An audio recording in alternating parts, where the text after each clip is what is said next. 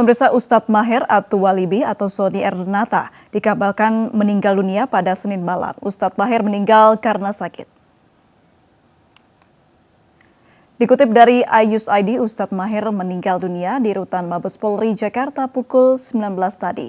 Kabar meninggalnya Ustadz Maher ini juga dibenarkan oleh pengacara Rizik Syihab Aziz Yanuar. Jenazah almarhum langsung dibawa ke RS Polri Kramat Jati, Jakarta Timur pada pukul 20 waktu Indonesia Barat. Sebelumnya Ustadz Maher ditahan di Rutan Barreskrim Polri setelah menjadi tersangka kasus ujaran kebencian di media sosial. Di dalam tahanan, Ustadz Maher sempat mengeluh sakit, kemudian dihantarkan ke Rumah Sakit Polri Jakarta.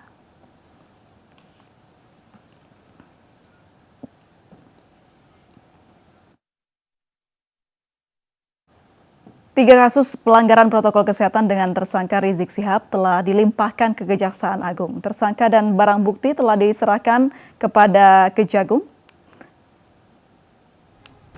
Dan hari ini Barreskrim Polri melimpahkan berkas perkara dan tersangka Rizik ke Kejagung. Tiga berkas ini terkait pelanggaran protokol kesehatan di Petamburan Megamendung dan RS Umi. Setelah dinyatakan berkas perkara lengkap, tersangka dan barang bukti diserahkan ke Kejagung dan tinggal menunggu waktu persidangan. Perkara yang bersangkutan, tiga perkara tersebut dinyatakan telah lengkap penyidikannya.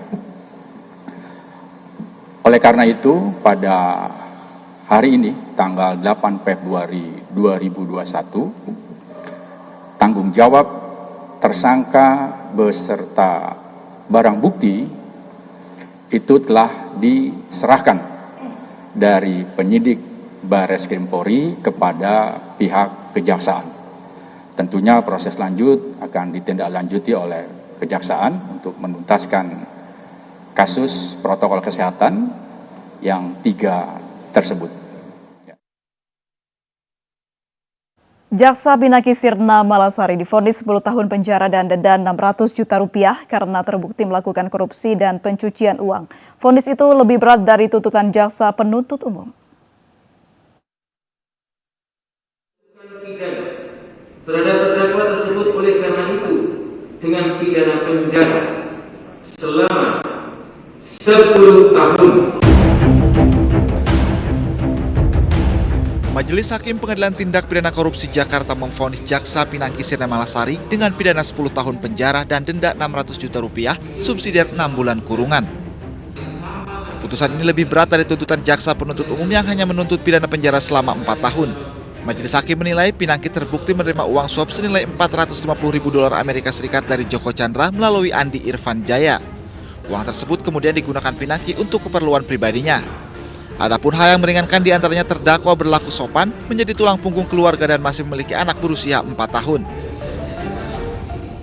Menjatuhkan pidana terhadap terdakwa tersebut oleh karena itu dengan pidana penjara selama 10 tahun dan denda sebesar 600 juta rupiah dengan ketentuan apabila denda tersebut tidak dibayar diganti dengan pidana kurungan selama 6 bulan. 5. Menetapkan masa penahanan yang telah dijalani terdakwa dikurangkan seluruhnya dari pidana yang dijatuhkan. Dalam putusan tersebut, Majelis Hakim juga menyatakan merampas mobil BMW X5 senilai 1,7 miliar rupiah untuk negara. Pinangki diberikan waktu 7 hari untuk mempertimbangkan putusan Majelis Hakim untuk menerima atau melakukan upaya hukum banding. Dari Jakarta, Ririn Oktaviani Firmansyah, iNews melaporkan.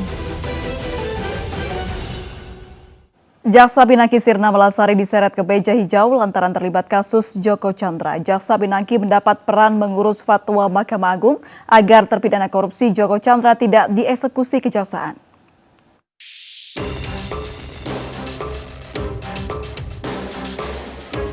Sosok Jaksa Pinangki dalam pusaran kasus Joko Chandra terbongkar setelah ketahuan berpose bersama dengan Joko Chandra buronan kasus korupsi. Ulah Pinangki ini kemudian diselidiki Kejaksaan Agung hingga akhirnya terseret ke pengadilan.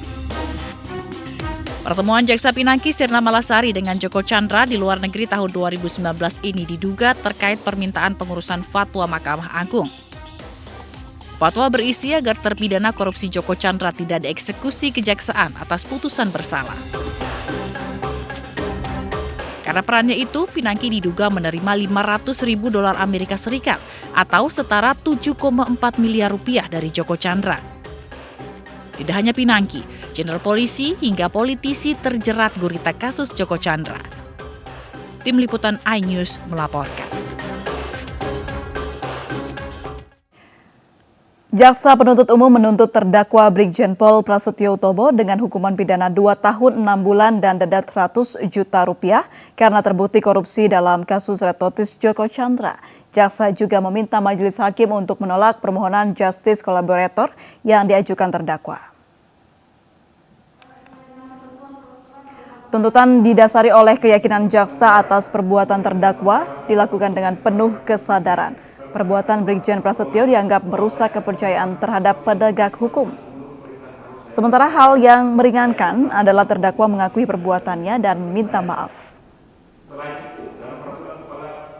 Menghukum terdakwa dengan pidana penjara selama 2 tahun dan 6 bulan dengan perintah agar terdakwa ditahan di rumah tahanan. 3. 4. Menghukum terdakwa untuk membayar denda sebesar 100 juta rupiah dengan ketentuan apabila denda tersebut tidak dibayar, maka diganti dengan pidana kurungan selama 6 bulan. Badan Nasional Penanggulangan Terorisme akan menginvestigasi dugaan keterlibatan Ormas FPI dalam kelompok terorisme. Kepala BNPT menjelaskan bahwa setiap informasi yang masuk tidak bisa ditelan mentah-mentah. Tadi apa yang sudah disampaikan oleh Prof. Azra, dan ini sangat penting. Selain investigasi mendalam, Badan Nasional Penanggulangan Terorisme bekerja sama dengan PPATK untuk melacak aliran dan transaksi keuangan yang mengaitkan FPI dan terorisme. Menurut Kepala BNPT, setiap informasi yang diterima tidak bisa ditelan mentah-mentah, melainkan harus melewati proses investigasi yang proporsional dan prosedural. Setiap informasi itu akan dilakukan penelusuran atau bahasa dalam investigasi itu dalam penyelidikan lebih lanjut untuk melihat apakah benar adanya pihak-pihak ormas yang berada di suatu daerah ada dugaan atau keterkaitan dengan kelompok terorisme. Sebelumnya penangkapan 26 terduga teroris jaringan Jamaah Ansarut Daulah atau JAD di Makassar, Sulawesi Selatan pekan lalu mendapat sorotan. Dari 26 terduga teroris yang ditangkap, 19 orang disebutkan polisi merupakan anggota Ormas Front Pembela Islam atau FPI. Dari Jakarta, Rani Sanjaya, iNews melaporkan. Pemirsa, kita kembali mengkonfirmasi terkait meninggalnya Ustadz Maher dengan kuasa hukum FPI Aziz Yanuar melalui sambungan telepon. Selamat malam, Assalamualaikum Pak Juju.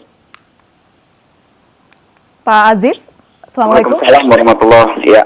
Baik, Pak, apakah benar kabar bahwa Ustadz Maher meninggal? Iya, informasinya seperti itu dari kuasa hukum beliau, Pak Juju Purwantoro dan Pak Habib Novel Mbak Mukmin, seperti itu. Baik, lalu penyebab kematiannya seperti apa, Pak?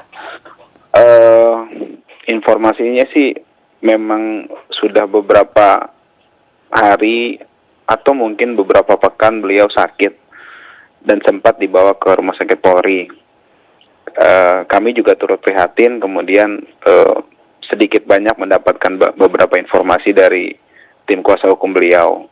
Akan tetapi detail sakit penyebab kematian beliau masih belum dipastikan informasinya. Hari ini tim kuasa hukumnya sedang meluncur ke Mabes Polri, ke Rumah Sakit Polri Kramat Jati informasinya, dan nanti akan dikabarkan kondisinya. Seperti itu, Mbak.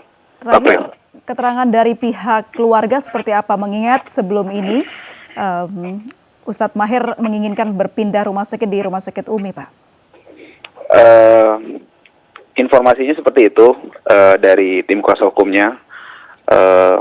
Kalau dari keluarga saya tidak dalam kompetensi untuk menjawabnya, mungkin bisa langsung ke tim kuasa hukumnya nanti. Tapi mereka sekarang mungkin lagi sibuk ya untuk ke Rumah Sakit Polri mengurus Ustadz Maher ya, seperti itu. Baik, sejauh yang Pak Aziz Yanuar tahu, jenazah saat ini ada di mana?